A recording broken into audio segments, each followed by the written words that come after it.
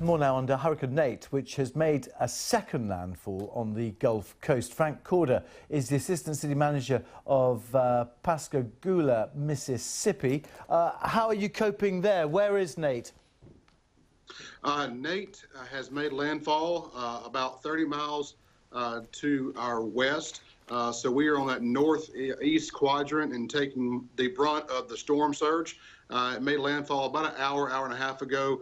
We're still seeing wind gusts between 70 and 80 miles an hour. We have water coming up on most of our roadways, about 2 miles inland.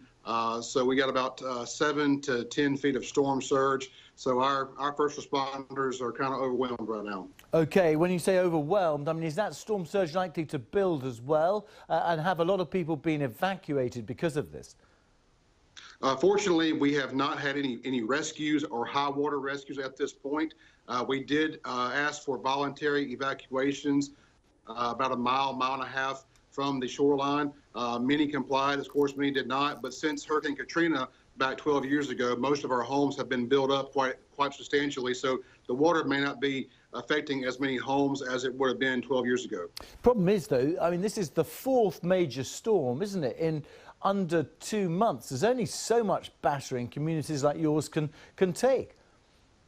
That's true. That's true. And unfortunately, this is the first major storm for us in 12 years with Katrina. But of course, when you have Irma and Harvey and different ones come ashore in various parts of this country, it strains resources and it's going to cause some financial discourse for quite some time. We've been talking to the UN Secretary General in the past few hours, and he's very concerned about the human effects on climate change, leading to an intensity, really, of hurricane season. Do you think that's an issue which America's got to get to grips with as well?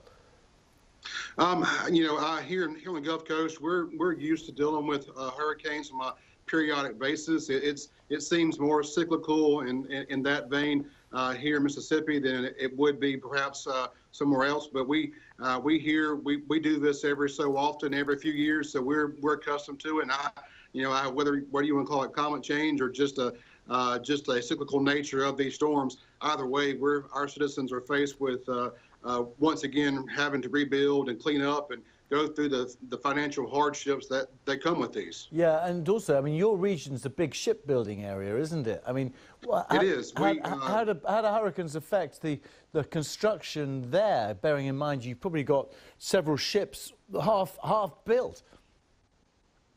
We do. We are one of the nation's, the home of one of the nation's largest shipbuilders in Huntington Ingalls Shipbuilding, and as also the Southeast region's largest Chevron refinery as well. So when a storm of this magnitude comes ashore, production has to cease and they have to hunker down, just like the residents here in town do. So it does affect us not just locally but also nationally. All right, look, Frank Corder, take care. Thank you very much indeed for speaking to us here on BBC News. Thank you very much.